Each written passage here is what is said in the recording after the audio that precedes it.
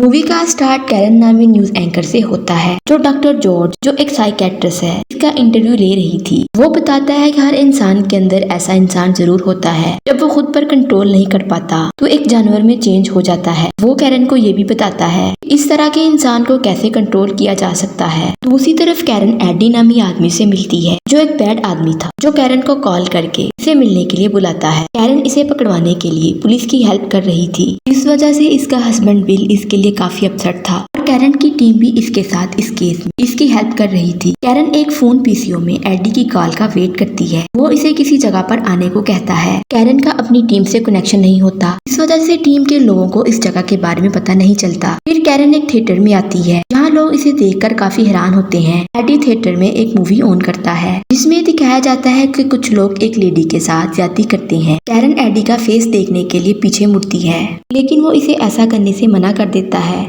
और कहता है कि मैंने फील किया है कि तुम बाकी लोगों से अलग हो। फिर वो इसे अपनी तरफ देखने को कहता है।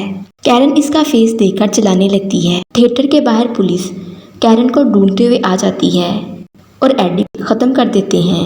कैरन ये सब देखकर काफी डर गई थी। सारे इससे पूछते हैं कि अंदर क्या हुआ था लेकिन इसे कुछ याद नहीं था। इस इंसिडेंट के बाद ये सारी चीजें इसके ड्रीम में आने लगी थी जिसकी वजह से वो काफी अपसेट रहने लगती है।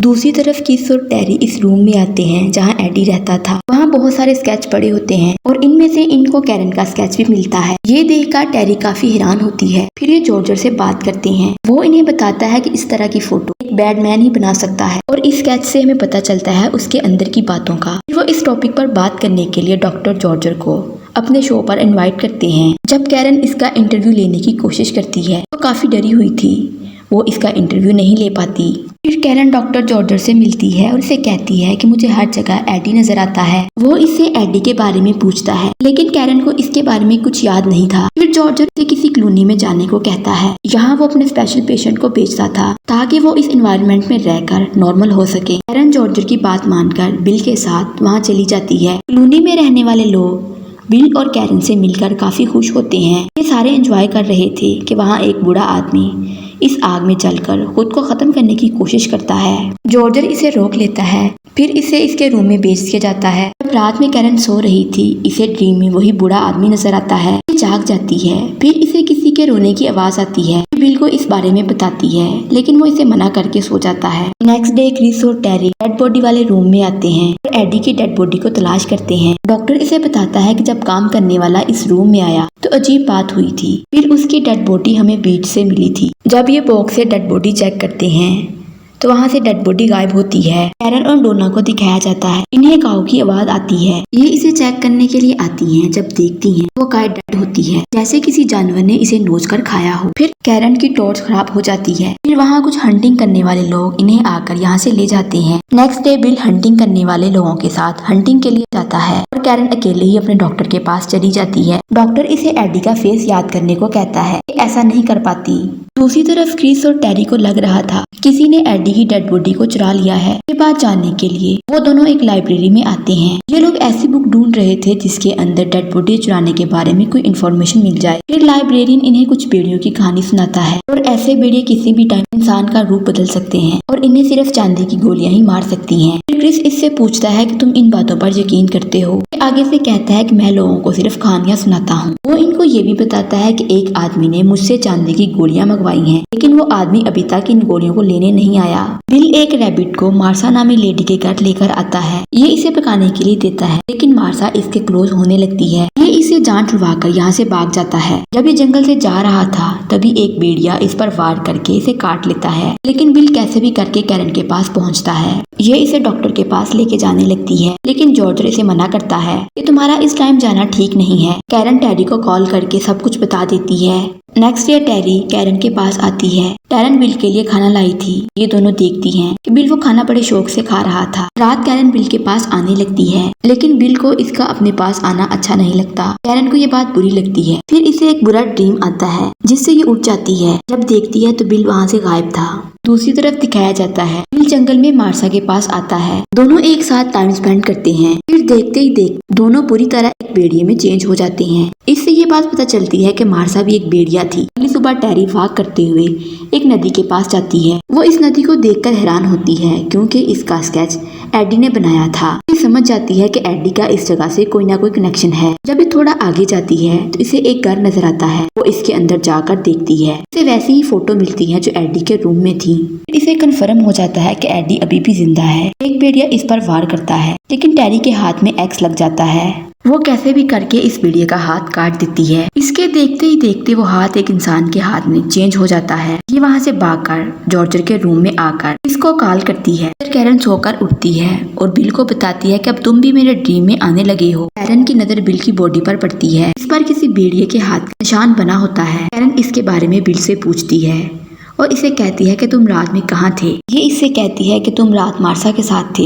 ये बात सुनकर बिल को गुस्सा आता है। वो कैरन को मारता है। ये इससे कहती है कि मैं टेरी के साथ यहाँ से चली जाऊंगी, तुम जो मर्जी करना।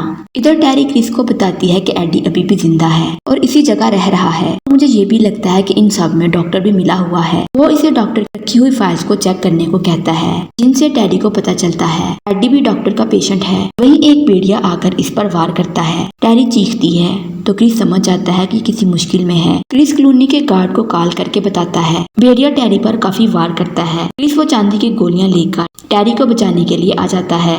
कैरन भी जॉर्जर के रूम में क्रिस को फोन करने के लिए आती है तो इसे टेरी डेड बॉडी मिलती है। फिर इसे भी भेड़िए की आवाज सुनाई देती है। इससे काफी डर गई थी। इसके सामने एडी आ जाता है जिसके सर पर गोली लगी थी लेकिन वो जिंदा था। ये कैरन से कहता है कि मैंने तुम पर ट्रस्ट किया था लेकिन तुमने मुझे चीट किया है। ये भेड़िए में चेंज होने लगता है जिससे ये काफी बुरा नजर आने लगता है। कैरन के हाथ एसिड लगता है जो इस पर फेंक कर भाग जाती है।